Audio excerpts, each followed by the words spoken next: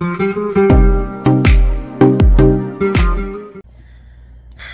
guys, so I'm sorry if I like blink a little. I'm using the sun from the sun is setting. I am trying to use the natural light from the slider while I make this video. It is bedtime. Me is asleep, the boys are in bed, and I kind of have been wanting to just kind of put out there my thoughts on everything that's been going on, and I realize you can see the camera, so I'm gonna move. So I kind of just wanted to give my thoughts on everything that's been going on lately with this whole kind of the pandemic, I guess is what we're calling it. I'm gonna move because that sun is like super bright. You know, I haven't really talked about it much, and I haven't really wanted to because I'm sorry, just like it's changing every day, and it's very unsettling. I can't even watch the news. It's so depressing, but it's like you have to watch the news because you kind of want to know what's going on. But I've definitely limited how often I am checking and watching because it's just gotten to the point I'm so depressed.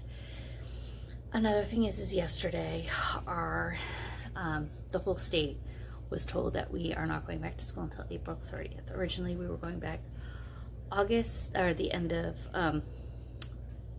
March. So we were supposed to go back a week from Thursday, or a week from tomorrow. So when you see this, it'll be, you know, but we were supposed to go back at the end of the month, and we found out yesterday that they're not going back until April 30th now, which I'm like, I really don't even know what to think at this point. By that time, it'll be 6 weeks total that they will be out,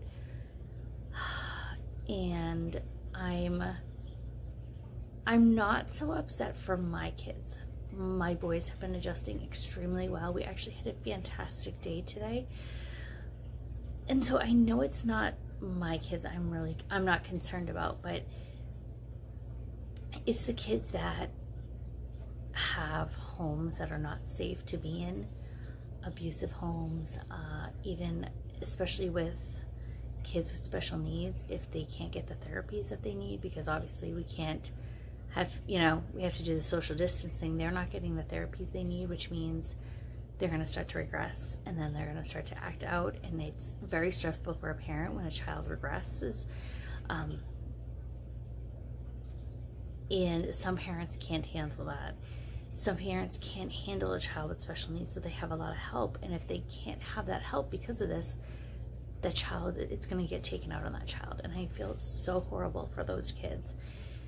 This has been, as much as it's been fine for us, I feel for all those people, and it really is hurting me that so many people, I think it was Debt Kicking Mom put up, I think it was either last night or today, I cannot remember, but that it was 54 million kids are affected by this pandemic that's going on and are out of school, and the number is astronomical. I didn't even know that number was so high. And it's like there are so many kids that know they don't have parents that can stay home. They might have to stay with friends or older siblings, and let's face it, sometimes older siblings are not the nicest. I mean, I didn't like my brothers when I was a teenager, so there could be that going on. And it's just, it hurts me because these kids are going to be so confused when they go back. They're probably confused now. My kids are perfectly fine. They are a little confused on why we can't go anywhere. That has been our biggest challenge, is that, you know, parks are closed as of today. So, I mean, you can't even go anywhere, which is, it's tough when you have little kids because they need to get their energy out. They want to go do something. So it's not so much the doing the homework at home or the schoolwork at home that they're perfectly fine with. It's the fact that we can't go do anything. Like, we can't go to the museum, or, you know, go to the Children's Museum, the Fire Museum, anything like that. It's like we can't go do any of that stuff because everything is closed because of this. That's the hardest part, and I actually haven't even told the kids when they're going back to school. I told them they're going to go back in a few weeks. That's what I told them originally, because I'm like, I don't want to give them a date, because then that date's probably going to come and it's going to be extended, because I had a feeling it was going to be, by the way, all the other states were doing. So yeah, it's been really hard to just process this whole thing, and what is it, it's affecting other people too so hard. One thing that's been really upsetting me is I think it was on Facebook, I saw two different things. One, there's an actual coronavirus challenge. I want to say these are the same people that came up with the Tide Pod challenge, where you have to lick a public toilet seat. What the frig is wrong with these people today? Like, what are you thinking? I saw that and I'm like, what the hell? And it was somebody's, you know, sharing that they had seen it and their thoughts, I'm going, what the hell is wrong with these people? And I'm like, what is wrong with you? And I kid you not, I think I saw that yesterday, like morning-ish. Last night, there was a person who has tested positive for COVID-19 and is out and about, coughing on things, licking things. I live in public places, like he's not quarantined himself, and he's videotaping himself doing this. And I'm going, what is wrong with you?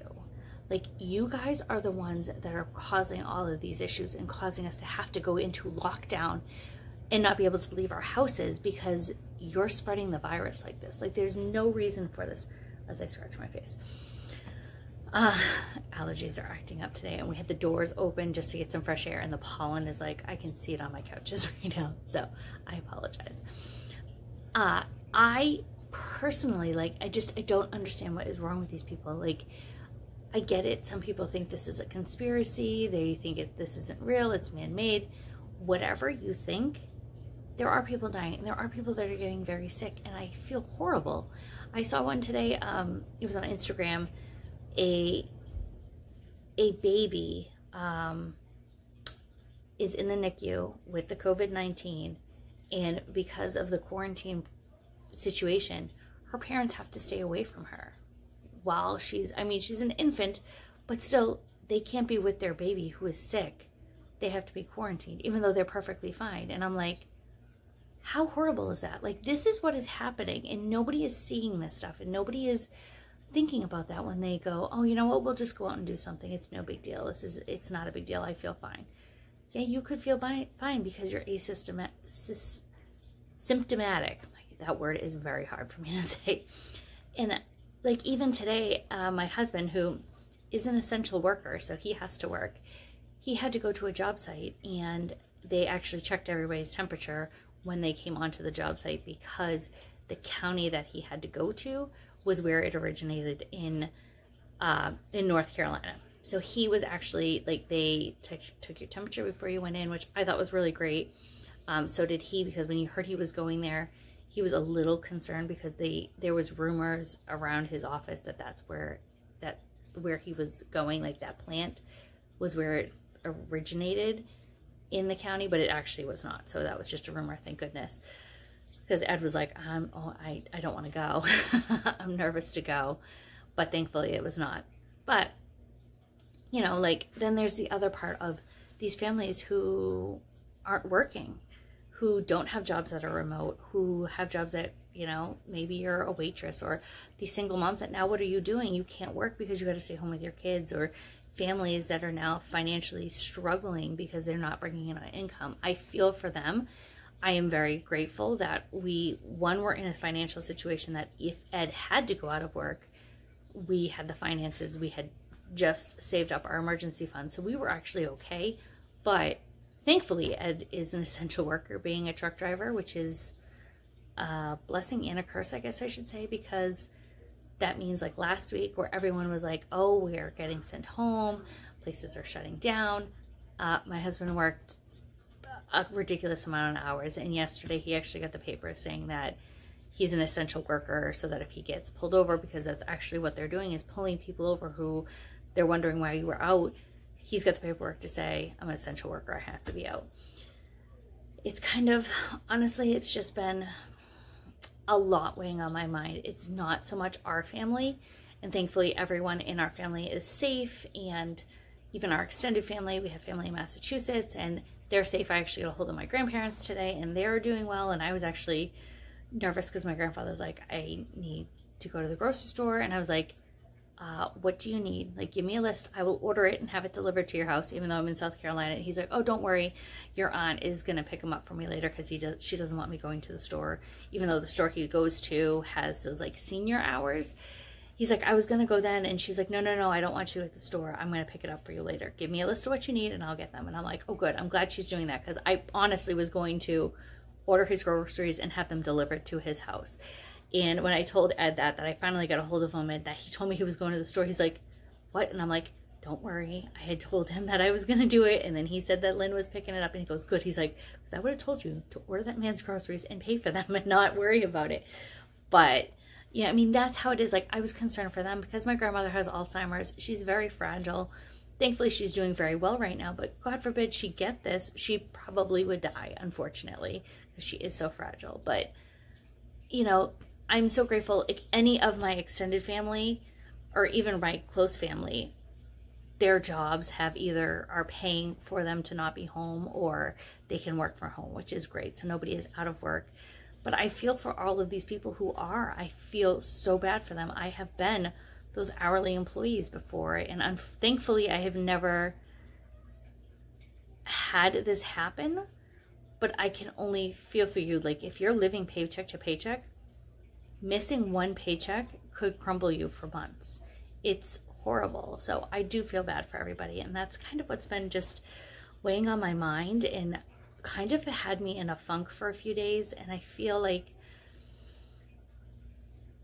right now is the time that we need to just unite and support each other. And if somebody needs something, we need to help them out.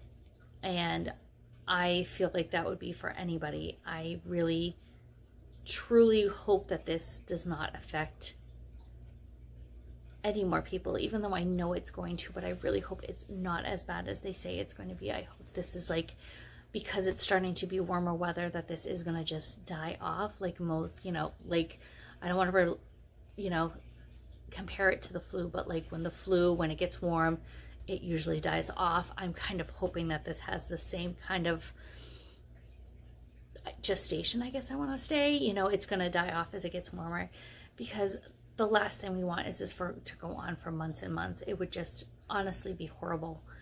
So this is kind of where I'm at. I'm sure this was probably sounds like totally random and all over the place, but it's just kind of my thoughts lately, and I feel like I need to get it out and say it, because I know a lot of people are feeling the same way. And I truly do feel for anybody who's lost a job, whose spouse has lost a job, who is struggling at home with their children. I know it can be a lot. I've had my moments, I am not gonna lie, but it's finding those little times where it's okay during the day. Last week it was really hard. Even though like the homeschooling part went good, like there were other things that I was really struggling with all week. Thankfully this week has been so much better, but I still feel like it's still a struggle. I mean, now Ed just texted me as I'm recording this to let me know he's on his way home, because I still have to go to the grocery store. Normally I would be in my jammies getting ready to go to bed, and I have to go to the grocery store because I can't go during the day. I don't want to bring the kids, and as much as I would normally do a grocery pickup, everywhere is booked until like next week. So I gotta truck out, but I'm gonna go, then we'll go home and take a shower and go to bed. But I just kind of wanted to let you guys know that if you are dealing with this in any way, I feel for you. I'm here. If you need to talk, send me a message on Instagram. My Instagram name is in the description below. And I really feel like now is the time we just need to support each other and just be there, even if we are, you know, on the other side of the world, or we could be down the street, who knows. So just know that I'm thinking of you, and I really hope that you are all doing well in this horrible situation that we're all dealing with right now.